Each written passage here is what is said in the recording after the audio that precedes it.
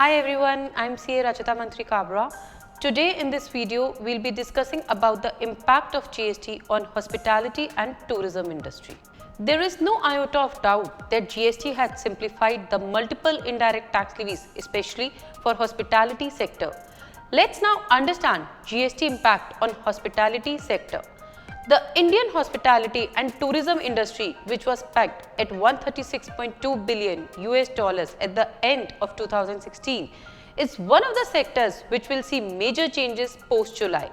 The implementation of GST will help the sector by reducing cost for customers, harmonizing taxes and reducing business transaction costs, but will also have its own set of challenges. Let's understand how taxability has changed from pre-GST to post-GST. The hospitality industry, like every other sector in the Indian economy, was liable to pay multiple taxes like VAT, luxury tax and service tax under the previous VAT regime, service tax regime. A hotel where the room tariff exceeded Rs 1000 was liable for service tax at 15%. An abatement of 40% was allowed on the tariff value, thus bringing the effective rate of service tax down to 9%. The value added tax ranging between 12% to 14.5% and luxury tax would apply on top of this. However, for restaurant, there was 60% abatement, which meant that the service tax was charged at an effective rate of 6% on the food and beverage bills, apart from VAT 12% to 14%. Bills for bundled services like social functions, seminar, marriages, etc. were taxed with an abatement of 30%. The cascading effect of the VAT regime, where the end consumer paid a tax on tax, increased the end costs. Hotels and hospitality business did not get any input tax credit on the taxes they paid, as central taxes like service tax could not be set off against state taxes, VAT and vice versa. Now let's discuss taxability under the GST regime.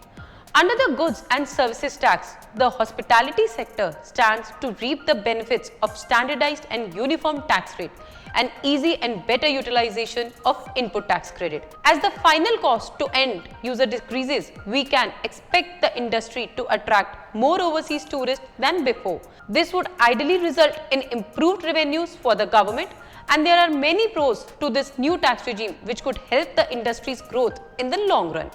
For instance, complimentary food like breakfast was taxed separately under VAT, but now it will be taxed under GST as a bundled service. Let's have a look at the rates for this industry in detail. GST rates for the hotel industry are based on room tariff. Tariff per night, if less than Rs 1000, then there will be no tax. Between 1000 to 2500, tax will be at 12%. 2500 to 7500, 18%, and more than 7500, 28%. Recently, Finance Minister clarified that accommodation in any hotel, including 5-star hotels, having a declared tariff of less than Rs 7500 per unit per day will attract GST at 18% and not 28%. Star rating of hotel is therefore irrelevant for determining the applicable rate of GST. Further, for non-AC restaurant, GST rate of 12% will apply. AC restaurant or restaurants which have license to serve liquor, GST of 18% will be levied. The pros of GST for hospitality sector. Administrative ease GST will abolish several other taxes, leading to a reduction in procedural steps and more chances to streamline the taxation process. Clarity for consumers.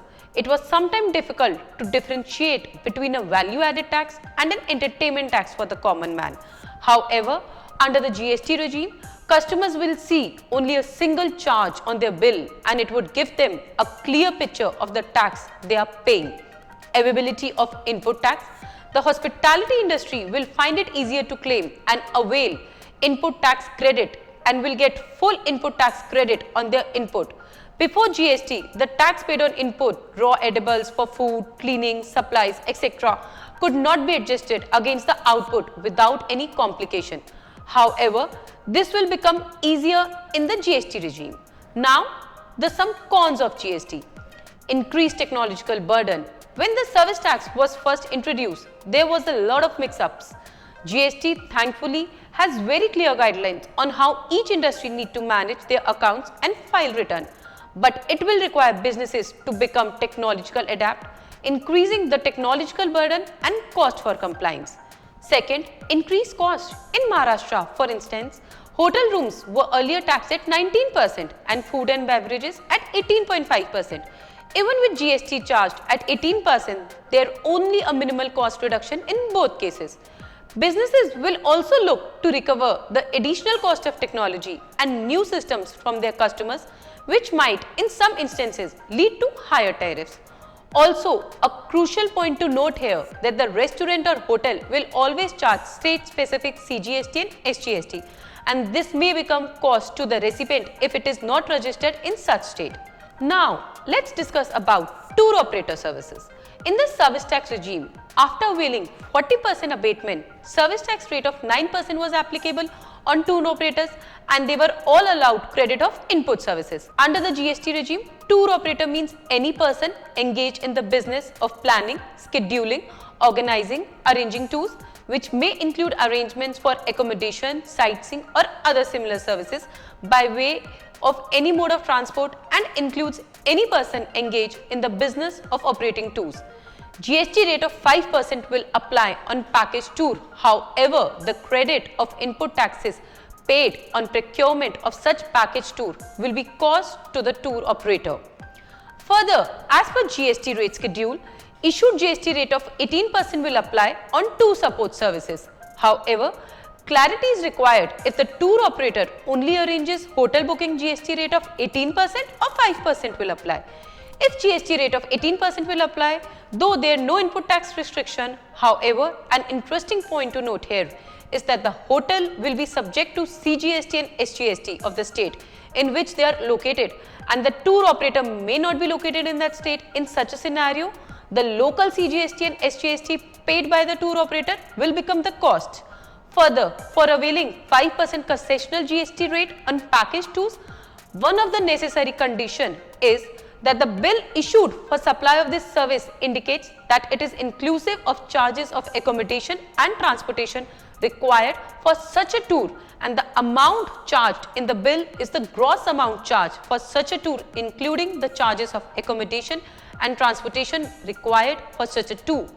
Despite a lower tax rate under Goods and Services Tax Act, outward international travellers may have to shell out more than in the previous regime. While there is clarity on inbound packages, the pricing and cost of outbound packages are still being debated upon by travel companies that are trying to make further representations to the government on removing GST on outbound packages. Also, a levy of 12% on currency is also expected to add to customers' burden. Domestic travelling no doubt has benefited due to GST, but that is not the case with international outbound tourism. The government should rethink their decision and make things easier for the industry and for travellers. The levy of 5% GST on tour operator is a welcome move, considering that most of these services would be in the B2C, that is business to consumer stream, and therefore a reduction from 9% service tax to 5% GST will facilitate the consumers of these services. However, the restriction on availing of input tax credit on procurement will increase the overall tax cost on account of GST in the hands of the tour operator, as most input services will be charged GST at the rate of 18% as compared to the erstwhile services tax rate of 15%. Tour operators say no input credit would increase burden on flyers, levy on note exchange may raise cost. Conclusion: GST is a mixed bag of better and easier rules and regulation and increased cost and compliances. The Hotel and Restaurant Association of Western India had been lobbying for a GST rate of 5%, as it is believed that a lower rate will bring in more tourists and allow Indian businesses to compete with the global chains. However, the GST Council deemed it fit to set the rate at 18%. Further, while the ambiguity regarding outbound packages post-GST is yet to be cleared, overlapping of taxes will remain an issue. While 5% is the GST amount is to be paid for all tours, the issues facing the outward segment is going to be more. But there is going to be no escaping GST since the services are rendered to Indian nationals when they travel abroad. There is also double taxation when packages are bought from wholesale players in the B2B segment by retail travel agent. said Zakir Ahmed, Trust Travel and Tour and past president of Travel Agent Federation of India.